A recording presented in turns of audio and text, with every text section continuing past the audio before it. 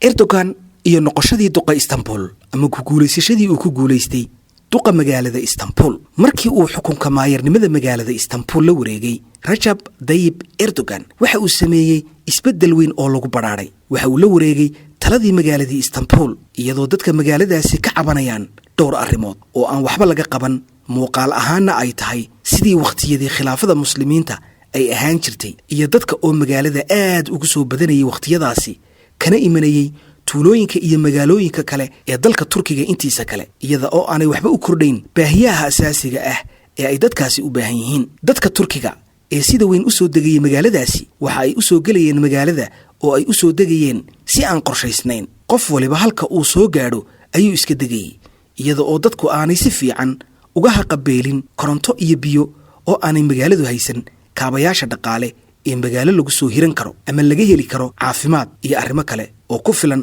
mararka qaarkoodna korontadu waa ay ka tagi jirtay magaalada Istanbul oo waxay noqon jirtay mid mugdiya wadooyinka magaalada Istanbul dhinacyadeeda qashin ayaa lagu shubi jiray waqtiyadaasi uu talada la wareegay Erdogan arrintaasi oo keentay inay qarsoonto taariikhdii iyo xadaaradii ay lahayd magaaladani waxaas oo dhan ayuu u babacdhigay oo gaashaanka u daruuray isaga oo jecel wadankiisa kana run sheegay horumarinta magaaladiisa markii uu ololaha ku jiray ayaa uu soo bandhigi jiray waxa uu qaban doono markaas ay dadka ay ku loolamayaan oran jireen waxaasi wax uu qaban kara ma aha ee waa riyo iyo dhalanteed iyo hadal afka baarkiisa ah oo aan dhaafsanayn dibnihiisa ama waxa ay naftiisu iska jeclaatay laakiin qabashadeedu adag tahay Recep Tayyip Erdogan waxa uu ahaa mid ku adag waxa uu ku hamiyay waxa uu noqday hogaamiye fuliyay wixii uu ololaha ku galay waxa uu muddo yar ku guuleystay in uu isbedel gun iyo baara ku sameeyo qaabkii magaalada Istanbul u taalay waxa uu sameeyay barxado waaweyn oo magaalada dhexdeeda ah oo lagu nasto waxaanay magaaladii noqotay magaalo nadiif ah oo qurux badan sidoo kale waxa ay noqotay magaalo uu dayax u soo baxay sababta oo ah iftiinka ayuu gaarsiiyay meel walba waxaanu u sameeyay koronto ku filan waxa uu gaarsiiyay Erdogan magaaladii Istanbul in dadkii ay helaan koronto tayo fiican iyo biyo hagar la'aan ah waxa uu suuro geliyay in uu sameeyo wadooyin fidsan oo nadiif ah waxa deeq waxbarasho helay oo uu suurto geliyay 10,000 oo arday in ay helaan waxbarasho bilaash ah waxa uu tusay dadkii in cidii dadaasha ay gaari karto yoolka ay hiigsanayaan waxa soo noqotay nolosha magaalada Istanbul ee ay ku yaaleen masaajidada ugu caansan sida masaajidka Maxamed al-Faatih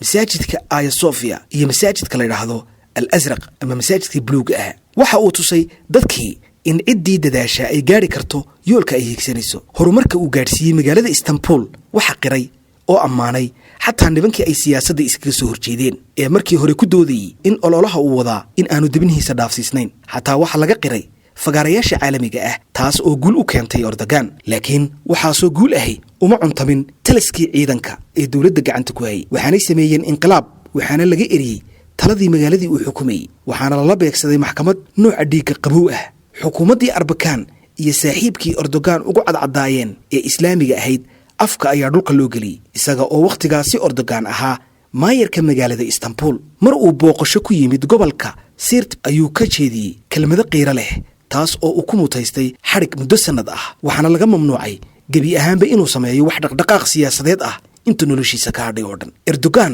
iyo waayihiisii gaarka ahaa waa mowduuc kale oo aynu hore ugu sii soconayno taxanaha qisada Recep Tayyip Erdogan Recep Tayyip Erdogan si kasta oo ay maxkamadaasi ugu xukuntay in aanu siyaasadda muddo dambe ku soo laaban haddana isma uu dhiibin muddadii uu ku jiray jeelka waxa uu dib ugu laabtay naftiisa isaga oo isla xisaabtan dhab ah la galay naftiisa oo isweydiiyey maxaa ka qaldan xageed u socodtaa maxaa doonaysaa inaad hiigsato isaga oo dhowr su'aalood isweydiinaya ayuu si aayar ah naftiisa kula xanshaashaqi jiray waxaana uu dejiyay mustaqbalkiisa istiraatiijiyadii uu raaci lahaa si uu guul uga gaadho waxa uu Erdogan naftiisa u sheegay cidda dagaalka ba'an kula jirtaa in ay tahay hogaamiyaasha cilmaaniyiinta ah ee aan doonayn in Turkigu gacantooda ka baxo marnaba taas oo caqabad iyo kaabad aan la dhaafi karin ku noqonaysa isaga iyo cid kasta oo mabda'ooga ka soo horjeeda waxa uu garwaaqsaday in wadada kaliya ee ay tahay inuu raaco inay noqonayso wadadii macalinkiisii weynaa ee Najmuddin Arbakan taas oo keentay in uu yareeyo xamaasadda badan noqdana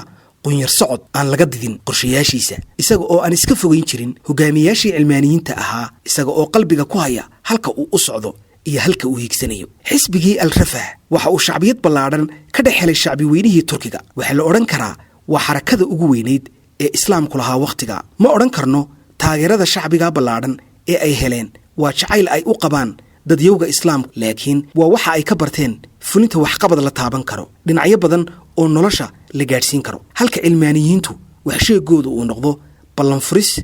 iyo in aanay fulin waxa ay ballanqaadaan taasi oo shacabku khaati ka taagnaa wakhtigaasi waa arrinta keentay in turkiga ay guul ka keenaan doorashadii dhacday sannadkii 1995 ee u suurtagelisay in uu waddanka ka noqdo ra'iisul wasaare waxqabad gaadhsiiyey waddankiisa inta badan waxa ay caan ku noqdeen iska fogeynta waxyaabaha dawladaha iyo shicibkooda kala fogeeya ee kala irdheeya tallaabooyinka muhiimka ah ee ay qaadeen xisbigii al-rafaah iyo najmudiin arbakaan waxaa ka mid ahaa dhaqaale ay si siman u wada heli karaan dhammaan turkidu kaasi oo ku salaysan daahfurnaan iyo isla xisaabtan waxay ku dadaaleen inay waddanka ka bogsiiyaan bukaanka ku dhacay ee ah shanta xanuun ee xukuumadaha sida daxalka u mirdhaya kadibna baabi'iya kuwaasi oo kale ah 1 ribada 2 cashuuraha badan 3 cashuuraha oo laga qaada dadka bilaa jawan si bilaa qoraal ah ama aan sharciga waafaqsanayn waa sida ay wadamada saxaraha ka hooseeya caanka ku yihiin 4 nidaamka deymaha loo bixiyo 5 nidaamka baananku ku shaqeeyaan najmudiin arbakaan waxa uu awoodda saaray suuqa xorta ah ee wadamada islaamka isaga oo iska ilaaway suuqa wadamada reer Yurub ee deynta iyo ribada ku dhisan waxaanu yeeshay saamayn ilaa sal iyo baar gaadhay waddanka kaas oo wax ka bedel ku sameeyey waddankii turkiga ahaa oo dhaqaale ahaan iyo siyaasad ahaanba meeqaam aad u sarreeya gaadhi lana dareemay dhibaatada ciidanku ku hayeen hogaaminta shacabka iyaga oo dad gaar ah ku naasnuujin jiray dhaqaalaha hooseeya ee dalkaasi markii horeba lahaa dhinaca diinta waxa uu najmudiin arbakaan horumar ka sameeyey isaga oo u sheegay shaqaalaha oo dhan in ay si xor ah u qaadan karaan astaamahooga diineed gaar ahaan waxa uu haweenka u oggolaaday in ay qaadan karaan xijaabkooga iyagoon cidna ka cabsanayn waxa uu u fasaxay dadkii in ay soo gutaan xajka iyo cimradaba iyaga oo aan wax cabsi ahi ku jirin iyaga oo mari kara dhul iyo cirba ka ay jecel yihiin labadaba isaga oo aan cidna u habranayn najmudiin arbakaan waxa uu sameeyey bilihii rabadaan in uu afurwadareed barxad kasta oo waddankaasi turkiga ah ku sameeyo si ay dadku afurwadareed u wada qaataan una soo noqoto ruuxdii waxay isu ahaanshaha iyo muujinta aahaarta diimeed hore afurwadareedka waa ay u mamnuuceen xukuumadihii hore ee waddankaasi turkigu iyagoo oo u arkayey cilmaaniyiintu inuu xadgudub ku yahay dastuurkii waddanka u yaalay waxaa haddaba markiiba ishu qabatay dhaqdhaqaaqaasi najmudiin arbakaan cilmaaniyiintii waxa ay ku dadaaleen in ay muujiyaan inuu ninkani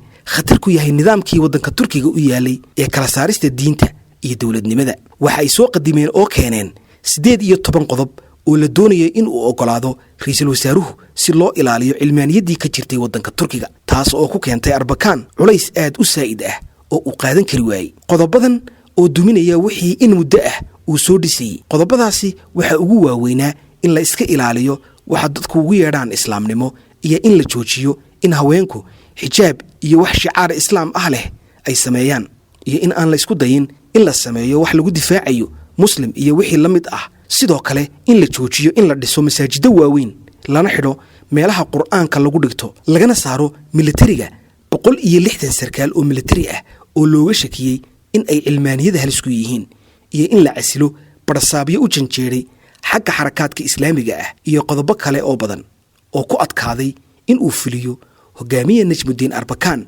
oo ay u cuntami weyday in uu aqbala dhagihiisu waxa ay dhagaysan kari waayeen yeedhista militariga taas oo khasab ka dhigtay in uu gudbiyo iscasilaad 18 bishii May sanadkii 1997 isaga oo iscasilaadaasi ku macneeyay inqilaabkii cadda militarigii markiiba waxa uu horgeeyay maxkamad si loo xukumo tuhno badan oo militarigu u hayeen kaas oo uu ka mid ahaa in uu baabi'inayay dawladdii ku dhisnayd nidaamka cilmaaniga ah taas oo keensatay in laga joojiyo 5 sano in aan waddanka ku dhex samayn karin wax dhaqdhaqaaq siyaasadeed ah sidoo kale cid kasta oo ay u arkayeen in uu aaminsan yahay fikirkaas waxa la mariyay sharciga tani waxa ay timid in nidaamkii waddanka wax laga bedelo oo laga dhigo sanadkii waxbarasho ee ardayda 8 sano dugsiga hoose dhexe iyo sidoo kale in la xidho shirkado badan oo uu abuuray isagu